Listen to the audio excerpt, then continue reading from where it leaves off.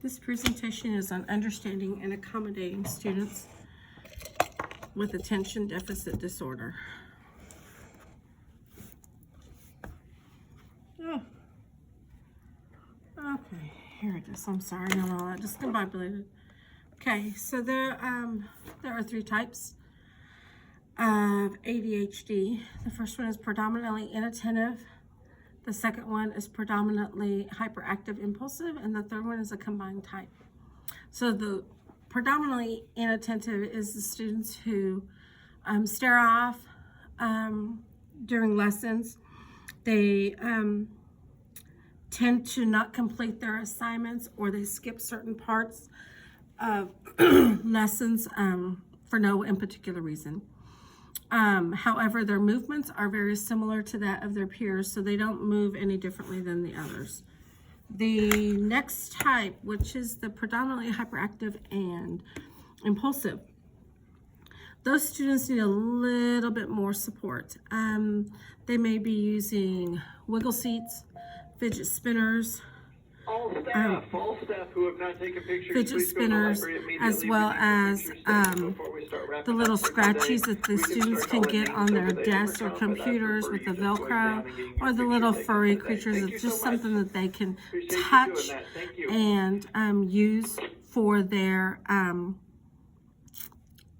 self-soothing. Typically, they will speak out in class without raising a hand. So whether they have to ask a question or answer a question, they typically do not raise their hand. They just speak. Another manipulative that predominantly hyperactive impulsive students might have are the bands that go on the bottom of the chairs. So that way they can kind of move their feet and just kind of give something for them to kind of help calm their hyperactivity. And again, the last one is combined type, and that's where it's like they need a lot of support. They have a difficult time completing any tasks, and they speak out often and move around a lot. Of the 6 million children that are ages 4 to 17, of the children that are ages 4 to 17 across the United States, over 6 million of them are actually diagnosed with ADHD. And it's boys more often than girls. The causes are they're not really sure what causes ADHD. There is a connection that can be made to family with regard to hereditary genes. Some of the contributing factors that they have found is cigarette smoking or alcohol consumption during pregnancy. Environmental factors have to do with things that are going on in a community that would affect the pregnancy. Here in Wichita, Kansas, on the 29th quadrant, 20 to 30 years ago, I believe, there was a leak from the railroad station, a contamination that got into the soil, which then seeped down. And so you can imagine all these years later, now things are coming into effect that show that this contamination actually occurred several years ago and is having some health concerns for the residents over there with regard to, some are having cancer, some have had children who have been born with birth defects. So environmental factors really do, they are considering that those do weigh into, it could be a factor for ADHD. Another thing could be the vitamin deficiency. Did the mother take prenatal vitamins while she was pregnant? Was she deficient in any other vitamin area through her life or during her pregnancy? We will talk about also there's 5 things that we're going to be looking at. For one is behavior. What are the behavioral interventions? One is the parent education, the education that we can give to parents to help them, how we can be a support to them and they to us. The medication that can be prescribed to aid in limiting the impulsivity for some of these children, as well as the academic component and the environmental supports that are available. So the first slide that we're going to look at is the behavioral interventions. And it is very important that this is one of the big things that they talk about. Students with ADHD must be very structured. Structure in a classroom is very important. Structure anywhere is important. For students with ADHD, it is very important that they have some sort of structure, some sort of guidelines for what can be done.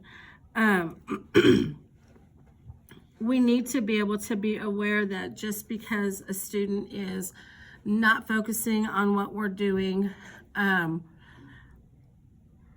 they're not participating in the lesson, it doesn't necessarily mean they don't care or it's totally confusing to them. Some of our ADHD students just cannot control that component. Some of the concerns that there are is, if you're unaware, then it's the fidgeting, inability to stay in their seat, having extreme difficulty with that, having difficulty staying in a class without having to come out for a break, and talking excessively or being defiant.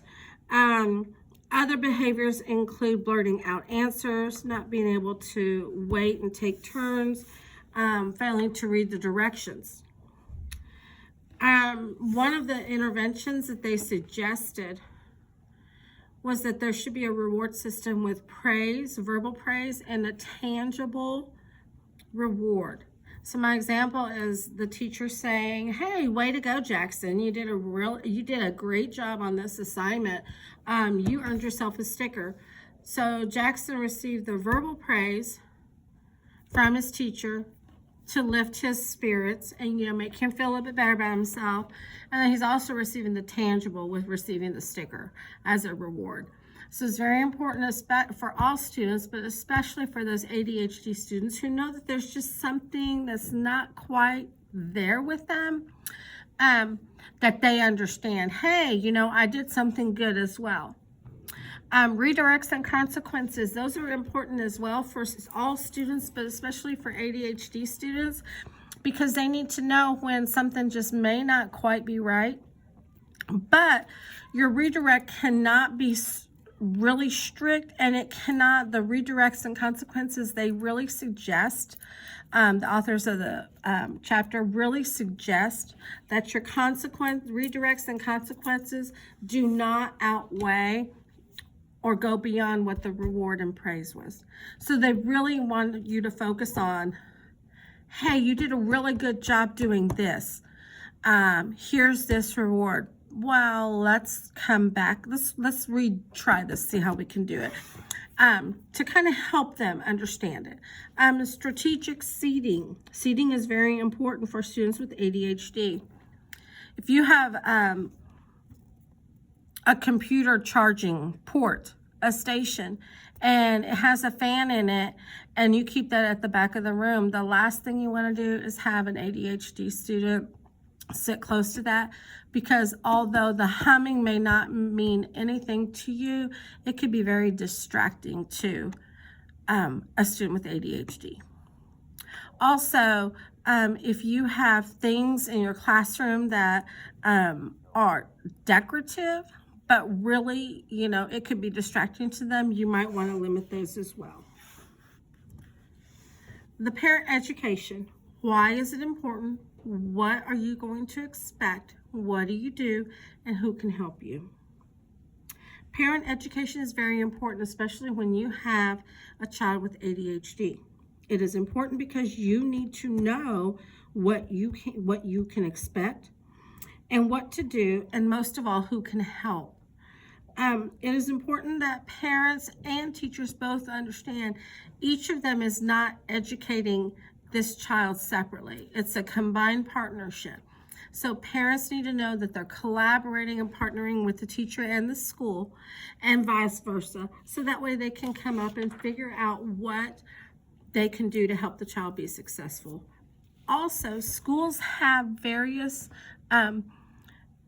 organizations that they partnership, nonprofits, counselors, so school social workers, things like that, who can help parents find resources that would help them and be very beneficial to them. Medication is a big, long list. There's so many different medications that can be prescribed for the children. 70% of the 6 million children 4 to 17 in the United States are on medication. There are different components, different types, different levels. The one thing that I would caution with the medication is, depending on the one that is prescribed, some could be an onset and take effect within 10 to 15 minutes. Some take 1 to 2 hours. Some don't last very long. So you really have to look and see what is what, and which one is best. One of the things I would say is, when you have a child who's on ADHD medication, the start, stop are very difficult because they cannot handle those stops and starts. It's just not in their system. There are 4 executive functions for students with ADHD, and it's their working memory, and that is where they have the ability to remember what they're doing and how much time there is to take on the task. Self-directed speech, having the child be able to say to themselves what they need to do and how they need to do it so they can stay where they need to be and talk themselves through the difficult task. Control of emotions and motivation is just that self-talk. That self-talk, like, oh, this is really hard, I can do this, I can do hard things. And then the reconstitution element is being able to recognize when you are in a different room or a different area. What is the expectations? So what is the expectations in the hallway? The hallway is different than outside. Outside is different than the hallway, and it's different than the library. And so that's the reconstitution element of it. They do have difficulty with reading, especially if it's a long read. Then the comprehension component of that is very difficult for them. Spelling, they don't really understand the spelling. Listening is difficult for them because it's hard. You're trying to pay attention while I'm listening to what you're saying, but it doesn't really mean anything, and now I got to remember what you said. Math is difficult because of the computational skills of it. Organization and time management, it's just hard all around for them. They lack the ability to stay organized. Environmental supports for students with ADHD, just look around your classroom. Make sure you don't have anything that's distracting for them. Limit the stacks and piles of things that are everywhere. Rules are key for them. They need to have those rules in place. In the event that you are going to have a change in schedule, it is important that you notify people in advance, but also those students with ADHD. When I'm out of my building for whatever reason, I make sure my student's parent knows and the child knows. Also, it is encouraged to create a little quote-unquote office for the student where you can get a trifold and have them have an office space so they don't have anything that's distracting them around them. And lastly, families with ADHD, they are no stranger to stress. Stress is a big key component. Patience and structure are key for them. You have to make sure that you have patience. You have to make sure that your rules are in place at home and that the setting is conducive for those children. You also, again, have to know that there are other entities who are available to help in the event that you need help. Taking care of a child with ADHD is not just a one-person job. It is a whole community, and that's one of the things. When they say it takes a village, it really does take a village, and then some for a child with ADHD, depending on their severity. And also, just remember to work in conjunction with the teachers, and teachers work in conjunction with the parents.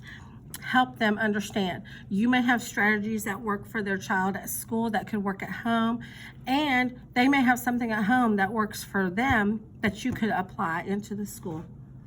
Thank you. for your attention.